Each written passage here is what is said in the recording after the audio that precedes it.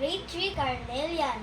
All Things Bright and Beautiful by Cecil Francis Alexander.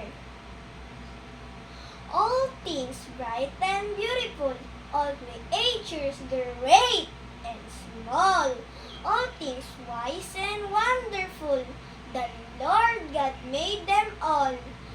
Each little flower that opens, each little bird that sings, He made their glowing colors, He made their tiny wings, the purple-headed mountain, the river running by, the sunset in the morning, the brightness of the sky, the cold wind in the winter, the pleasant summer sun, the ripe fruits in the garden, He made them every one.